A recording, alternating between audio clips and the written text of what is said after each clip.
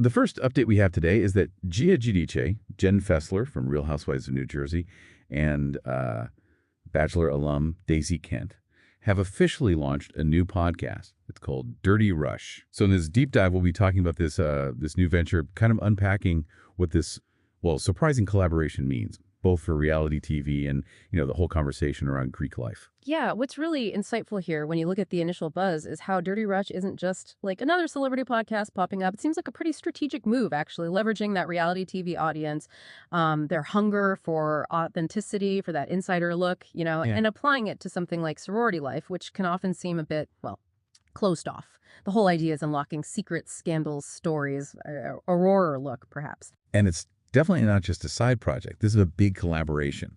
Dirty Rush is working with iHeartRadio and Pop-worthy podcasts. So it's super accessible. If you're curious, you can check it out on the iHeartRadio app, all the usual podcast places. That kind of backing, well, it suggests they see real potential here, right? With this mix of hosts and the topic.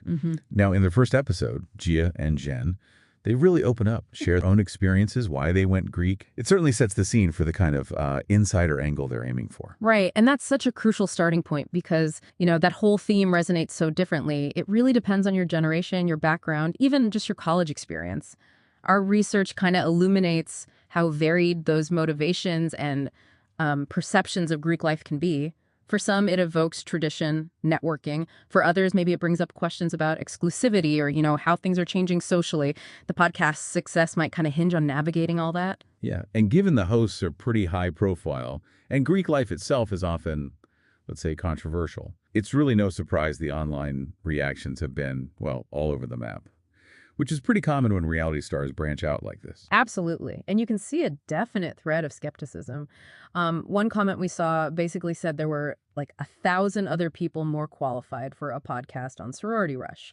And that taps into that wider thing about, influencer media versus real expertise. Are they bringing genuine insight or just using their fame, especially on a topic like Greek life that's had its own issues, right? Hazing, exclusivity. True. But, for every skeptic, there also seems to be this real positive buzz building, too. Some people see, real potential here. Potential for the podcast to highlight the good sides of being in a sorority.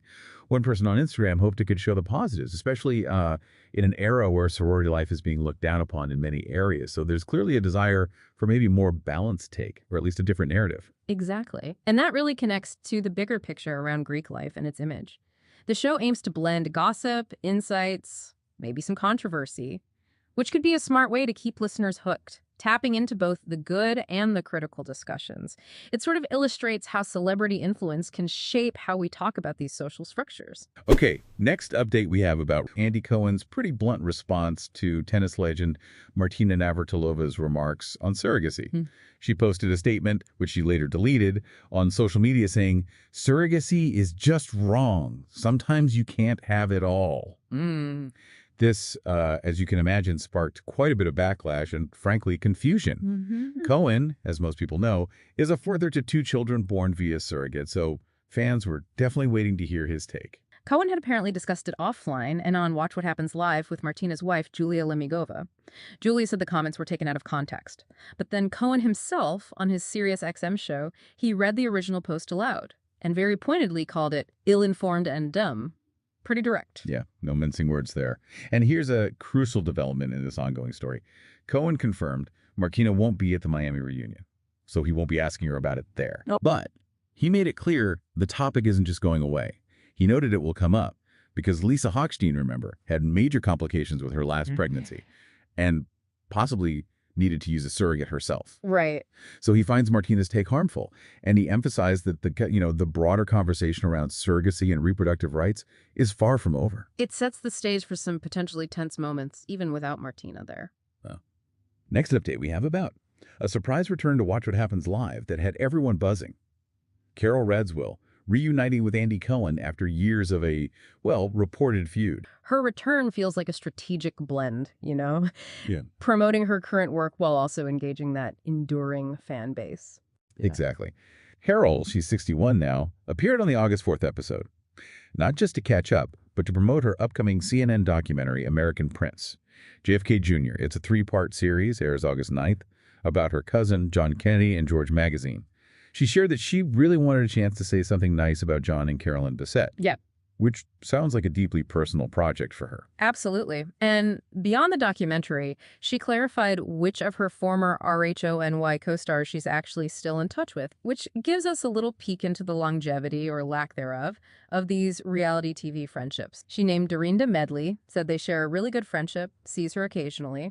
Heather Thompson, too, who moved up to the Berkshires but comes into the city, sees her a couple times a year. Okay. But otherwise, hasn't seen anyone else in 8 years. Wow, 8 years. Yeah. And then she recounted this rather amusing run-in with Ramona Singer, who's 68, and Luanda Lesseps, 60, at the same party. She laughed, apparently, saying it felt like cameras should have been there. Oh, I bet. She went right up to Ramona and immediately felt like season 7 all over again. Ramona proclaiming how great she was doing, had a boyfriend. Classic Ramona. Totally. Then Luann walked in wearing feathers and a fedora, which Carol is apparently obsessed with. She hugged Luann, wondering if she was still mad after, 10 years. Aww. She admitted they all just fell back into the vibe of RHONY. Sounds like no time had passed for those three. Carol also told a story about a past Pride event. Luann was introduced to Meredith Marks from Salt Lake City. Oh, yeah. And Luann apparently just walked past and said, hello. That was it. Oh, my God. Carol's observation was, oh my God, she does not break. And when asked about Luann's cabaret success, Carol, who was actually at the very first show, just said, good for her. Sees it sometimes on TikTok. Very classic Carol response there. Totally. And for fans wanting more Carols, she's launched a Substack page, Life with Carol Radziwill. She'll write about cultural things, post unpublished work, choosing peace over politics, she said. Interesting. Loves interacting with the incredible Bravo fans. Oh, and for everyone wondering. The staircase. Yes. She confirmed she still hasn't put a railing on that infamous staircase in her NYC apartment. No way. Even though the entire apartment has been redone.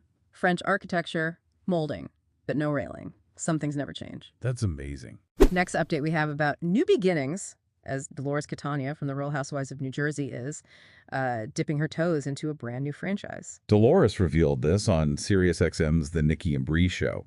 She's visiting the new Housewives of Rhode Island franchise. She was clear, though. She's not joining the cast, just helping out. And she described herself as a peacekeeper, but also an occasional instigator in this new role.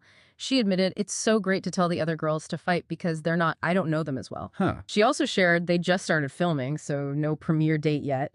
And she referred to the new cast as babies who don't know what's in for them. Comment really sets the scene, doesn't it? For what we might expect from this new iteration, maybe a more raw, unseasoned group navigating the whole reality TV thing. Next update we have about the current season of The Real Housewives of Miami, which honestly, a lot of fans are calling the best in the franchise right now. It's been really good, yeah. And Lisa Hochstein recently sat down for an interview and held nothing back. And it certainly sounds painful for her. Lisa called Larsa Pippen the fakest woman on the show. Yeah. Said there's no resolution yet between them. Wow, okay. She described how rewatching the show is just hurtful because you're reliving moments and then seeing what happened when you weren't even there. Yeah. She specifically mentioned that scene where Larsa was just scrolling on her phone while Lisa was crying about no one liking her. Oh, I remember that. And Lisa was watching it back, wondering, why isn't she upset? Yeah, that's rough to see. But beyond the drama, Lisa also addressed her notorious tardiness and offered a surprisingly relatable explanation, actually. Really? What was it? She explained why she was so late to the goddess party.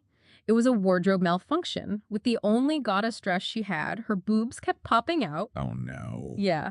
She even noted Larsa told her, go get a dress in your size, which is Larsa. But Lisa admitted seeing her lateness on screen made her take a deeper look, and she's now working with a time management coach. Oh, wow. Taking full responsibility, she said, for a habit that hurts herself and others, which honestly demonstrates a level of self-reflection and growth you don't always see play out in real time on these shows. That's actually really good to hear. And she also weighed in on the issues between Julia Lemigova and Adriana Demora. Said she doesn't like seeing them at odds. Lisa feels Adriana is getting a little iced out and kind of joining the cool girls, turning her back on Lisa in the process. She believes Adriana's wanted Larsa's approval since season 5. Recalled Adriana mentioning Larsa not liking her photos back then, and Lisa added that Julia still doesn't have Larsa's approval. Sounds like approval from certain castmates is pretty significant currency in that group. Definitely seems that way. Next update, we have about a pretty significant departure from the Bravo universe. Paige DeSorbo recently opened up about the real reason she left Summer House ahead of its 10th season. Paige, she's 32, announced her departure back in June 2025. This followed that very public breakup and social media fallout with Craig Conover from Southern Charm. Right. She explained on the Bravo by Gays podcast. It was a decision she made over months and months of thinking. Said she had a gut feeling last summer that it would be her last time leaving the house. Yeah. That's a powerful intuition to have. For sure. And she articulated her reasons with just striking candor. She said, I can't go film a TV show. Like, I'll literally die. Wow. Which really demonstrates the toll that lifestyle was taking on her. She highlighted her busy life outside Summer House, her podcast Giggly Squad, her loungewear line Daphne. Said she needed time off, didn't want to go out Friday and Saturday nights anymore. Realized it was just not my vibe. Felt she wouldn't have been truly authentic this summer and... this was interesting, felt she was taking a spot from a younger girl who should have the same opportunity I had when I was 25. That's actually quite self-aware. Yeah, really compelling self-awareness there. Next update we have about Teddi Mellencamp from The Real Housewives of Beverly Hills recently shared some incredibly raw details about her marriage, a past affair, and even connected it to her cancer diagnosis. Oof. Teddi, she's 44, confessed on the Jamie Kern-Lima show. She wondered if her cancer diagnosis was karma. Wow. Karma for her reported affair with that horse trainer, Simon Schroeder. She said, nothing goes without payment, I guess. And she reflected on Edwin Arroyo's infidelity with somebody I knew, she said, which just broke her. Admitted living in fear that his cheating would get exposed, potentially ruining her family's life. And she revealed she only told her best friend about Edwin's affair. But because she was a public figure, she actually faced financial threats from the woman involved, which she found heart-wrenching and disgusting. And this happened just days before she started filming her first season of RHOBH. Oh my God, the timing? Terrible. And despite his infidelity, Teddi said she had to beg Edwin to want to stay. Didn't believe he was in love with her at that point. It just evokes such a stark picture of vulnerability, of desperation. Yeah. And while their marriage did apparently get better for a while, she filed for divorce at the end of last year. Speaking about her own reported affair, she admitted, did I do things that hurt other people? Yes. To this day, does it still break my heart? Emphasize that in the file out, so many people are hurt in the wreckage, and that the wreckage doesn't happen on its own. At the time of her affair, she described herself as just so sick, so broken, looking for comfort anywhere, felt so much pain that she hated waking up in the morning. And Teddi concluded a reunion with Edwin is unlikely because she, quote, knows how her marriage works and isn't willing to change or go above and beyond to convenience him anymore. Right. Interestingly, she suggested that Edwin becoming softer after her initial cancer diagnosis could have saved their marriage if he'd been kinder from the start. But she already had too much resentment by then. Next update we have about a significant controversy brewing on The Real Housewives of Orange County that definitely demands attention. Katy Ginella is speaking out against castmates Jennifer Pedranti and Gretchen Rossi for a very inappropriate and now deleted video. Ooh, okay. Katy, she's 41, called out Jennifer, 48, and Gretchen, 46, for this video on Instagram. It showed them pretending to fight, squinting their eyes and making Asian faces to Asian sounds. No, wow, no God. No. Katy, who is the very first Asian American and Korean adoptee on RHOC, stated it was, quote, very hurtful and inappropriate. Said it brought her back to feeling like she felt growing up and being singled out from the cast. Ugh, that's awful. And the video, even though it was taken down quickly, got reshared on TikTok. Labeled very disrespectful, very distasteful. The clip apparently depicts Gretchen saying, I'm back on Housewives, Jennifer replying, and we're ready to defend ourselves, and they start karate chopping a punching bag. And Gretchen seemingly mocking Katy's heritage even further by imitating Asians. Yikes. Jennifer had no comment, apparently, but Gretchen insisted the video was not directed at Katy and was not meant to be hateful. Said it was removed once it could be taken offensively. Back on Housewives? We're ready to defend ourselves.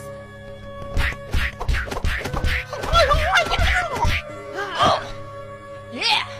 Next update we have about Kameron Westcott from The Real Housewives of Dallas is heading to court in a high-stakes legal case involving her family and none other than Katy Perry. Kameron, who's 42, confirmed she will be present for Katy Perry's testimony later this month. The case pertains to her terminally ill father-in-law, Carl Westcott, he's 85, and his former $15 million Santa Barbara home. Right, I remember hearing about this. Carl sued Katy's business manager back in 2020, claimed the sale agreement was made when he was impaired by prescribed pain medication following surgery. Katy Perry actually scored a legal win nearly 2 years ago, received the keys to the estate. So this is an ongoing fight.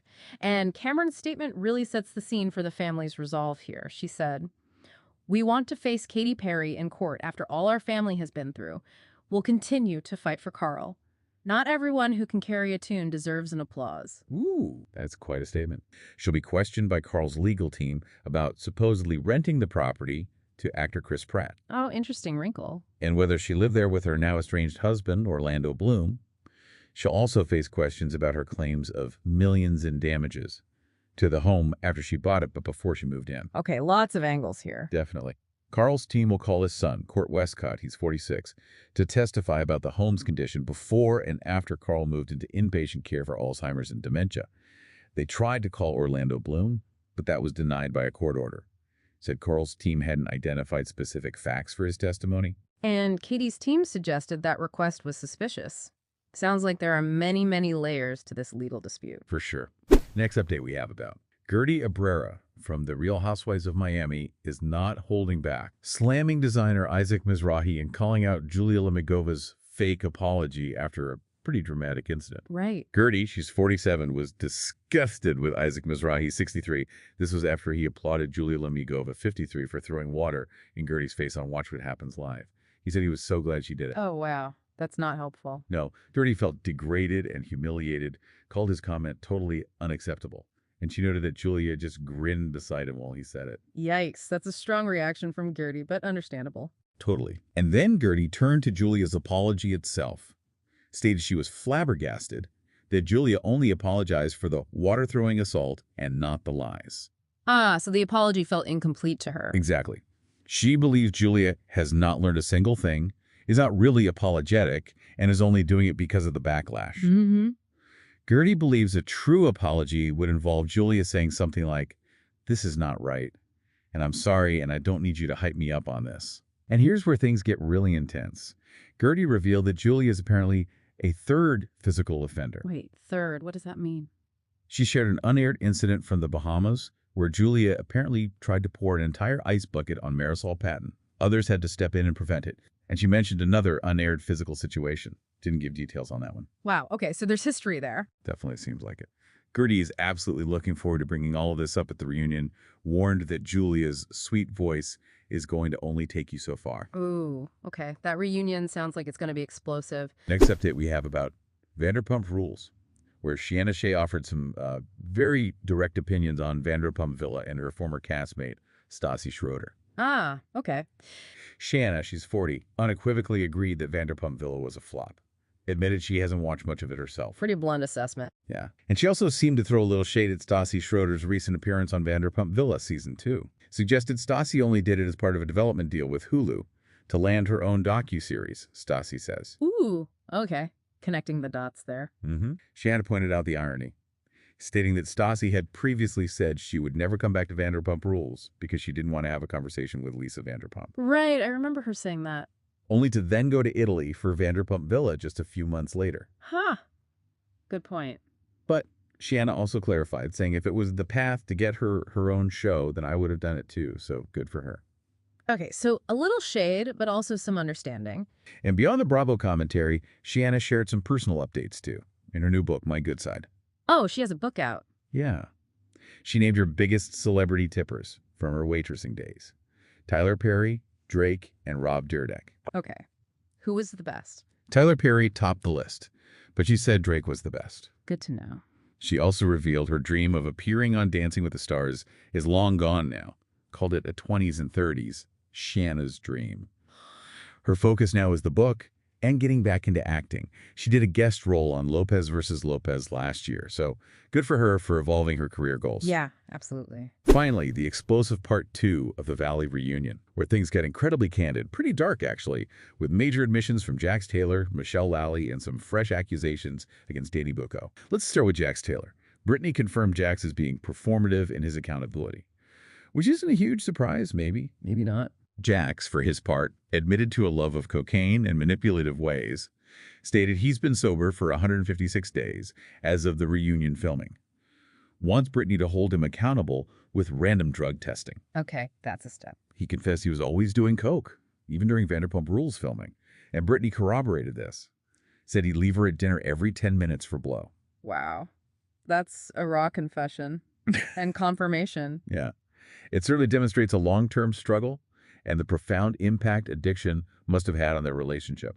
Jax talked about his need for control, tearfully expressed wanting to be back involved with the group, though he's unsure where his manipulative behaviors even come from.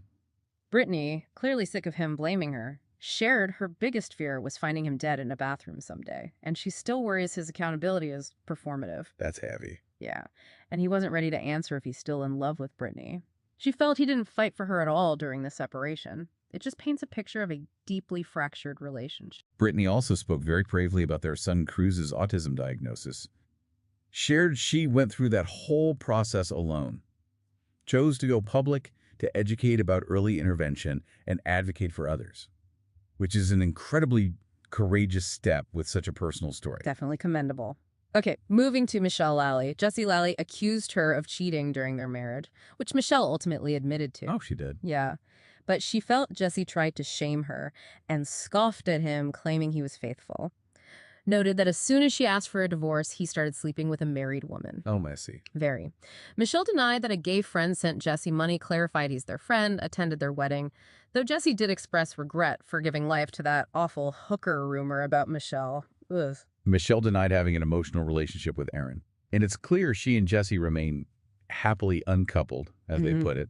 Really unpacks the complexities of their separation. Yeah, happily uncoupled seems optimistic. Okay, lastly, the dynamic between Janet Caperna, Danny Bucco, and Zach Wickham sounds intense. Oh, yeah. Kristen Dowd said that Janet she knew is not the girl on this show.